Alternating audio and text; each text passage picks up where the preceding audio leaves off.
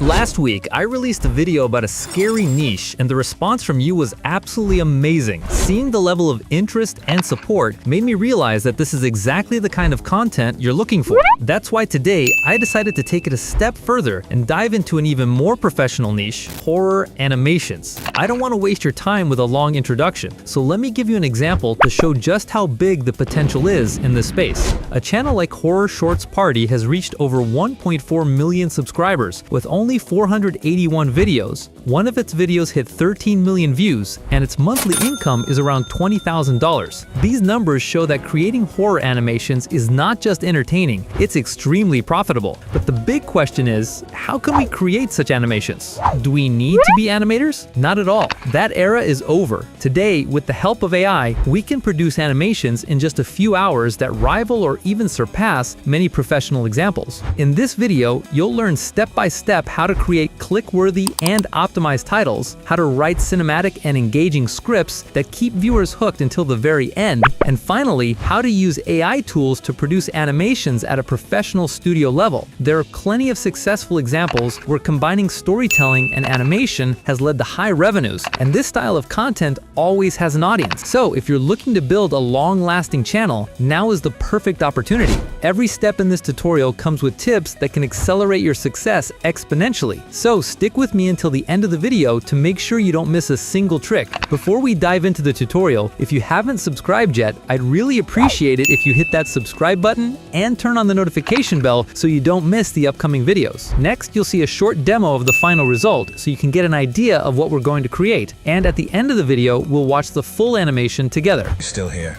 That night, the chanting became a scream, and my bedroom door rattled like something was trying to break through. I called a friend, a paranormal investigator named Tara, who brought equipment. Her EMF reader spiked in the basement, where we found the altar from the photo, now littered with bones. Small, little, not quite animal. Step 1. Finding story ideas. To create these kinds of stories, we first need ideas that are truly engaging and capture the audience's interest. Horror content spans a wide range, but our goal is to find ideas that few people have explored or haven't been explored at all. That's why I've prepared a more professional, low-competition set of prompts in this stock file. So by following these instructions, you can generate thousands of unique story ideas, each with its own horror atmosphere, from mythical creatures to abandoned places. All you need to do is open the doc file and copy the instructions from the title prompt section to start generating ideas. Next, we move on to Grok, a powerful AI. Of course, you can also use other AI tools like ChatGPT. Simply paste the prompt into Grok and hit enter, and immediately you'll get a list of 10 ideas. But don't worry, these aren't all the ideas. You can request as many ideas as you want to cover the same niche. For example, I typed, "Give me 20 more ideas," and Grok generated 20 more professional and compelling ideas. Remember, you can fully customize these prompts to fit your style and needs.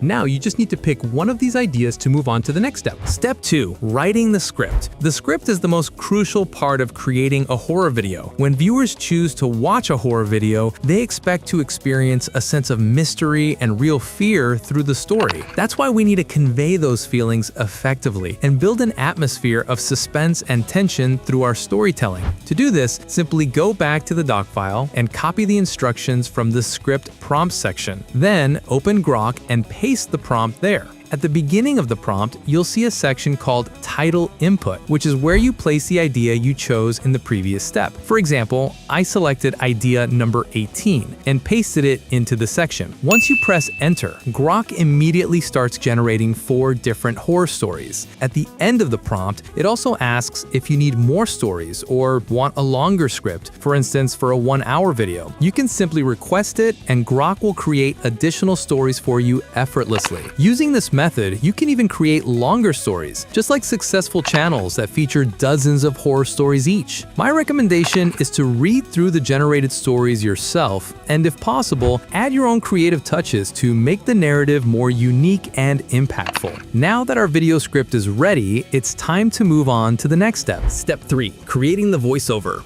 There are 2 ways to create the voiceover. My recommendation is that if you have a captivating voice suitable for narrating horror stories, you should definitely record the script yourself, but if not, we can use AI text-to-speech tools. For this tutorial, I use DubDub AI. Simply search for DubDub AI on Google and open the official link. Then log in with your Google account, click on Studio, and select AI Voiceover. In this section, you can listen to voices that best match the style and mood of your story. To make things easier, you can go to the Scary Content section, which offers voices specifically suited for horror narrations. Personally, I recommend the voice of Tommy Murphy for horror stories. In the quiet shadows of Birmingham, we make our own rules. Because it carries the right tone and atmosphere. After choosing the voice, go back to Grok and copy the story you want to use. For example, I choose story number 3 and copy the entire text. Then paste it into DubDub and click Generate to create the voiceover. Within moments, the voice is ready and you can download it in MP3 or WAV format from the export section. Step 4. Creating images and animation. Now we've reached the stage where our video starts to take shape. This is where we first create the scary images and then, with a few simple steps, bring them to life as animations that completely captivate the audience. Step by step, we'll learn how to perform this magic using AI. For this niche, we want to create engaging 2D animations. So the first thing we need is images to represent our desired visual. To do this, go back to the doc file and copy the instructions from the image prompt section. Then paste them into Grok. As you'll see, Grok starts generating characters for our story and then produces prompts for creating images.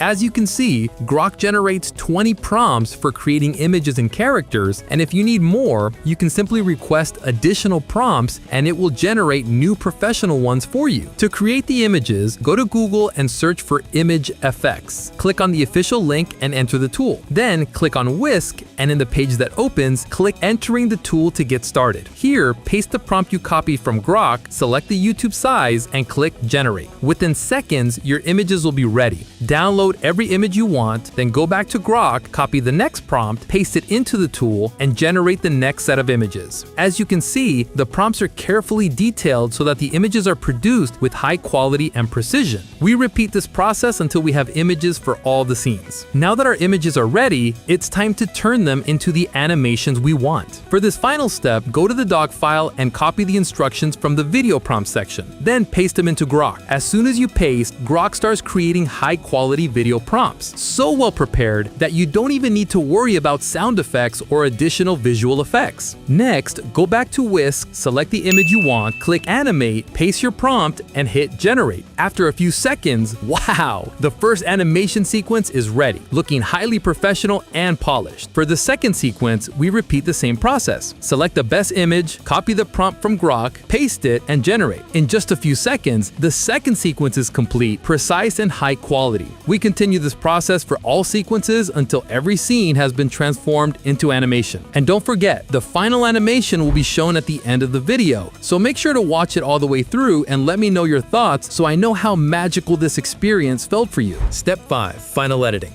Alright, our video directing is almost complete and now it's time for the final editing. You might think editing is difficult, but actually it's the opposite. We don't need to do anything overly complicated because the sequences were designed in a way that complex edits aren't necessary. I use the desktop version of CapCut for this process. Simply click Create Project and import all the video sequences we created along with our voiceover into the project. First, we add the voiceover we generated with DubDub AI to the timeline. If there are any long pauses, remove them, but be careful not to damage the main audio. Once the pauses are removed, select the entire audio file, right-click, and choose Create Compound Clip, so the voiceover becomes seamless and uninterrupted. Next, we place all the sequences on the timeline and synchronize them with the voiceover. We continue this carefully until every sequence matches the narration perfectly. Now it's time for transitions. I use the black fade transition to create smooth and natural movements between sequences, and I apply this transition consistently throughout the video.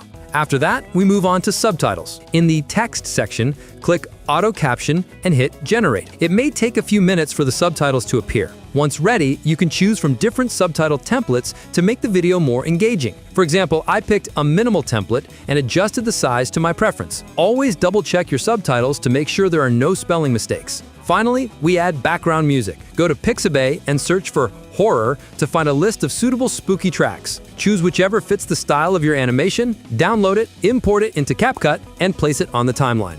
Lower the volume slightly so it doesn't interfere with the voiceover. And that's it. Our professional animation is ready. I hope you enjoyed this tutorial. With this style of animation and niche, you can grow your YouTube channel faster and even start generating income. Remember, the key to success on YouTube is consistency, so keep going and don't give up. Whenever you need help, I'm here, just leave a comment. Oh, and the video isn't over yet. The animation we created will play at the end, so make sure to watch it. Thanks for staying until the end, and I'll see you soon with a brand new idea. Renting a cheap apartment in Chicago seemed like a win for me. A broke college grad named Alex. The catch? My landlord, Mr. Voss, lived in the basement and was odd. He'd shuffle upstairs at midnight, knocking softly, asking if I'd heard the singing. I hadn't. The apartment smelled faintly of ash, and the walls were too thin, carrying every creak from below. One night, I heard it, a low chant, like a prayer but twisted, coming from the basement. Mr. Voss was reclusive, his eyes sunken, his hands trembling when he handed me the lease.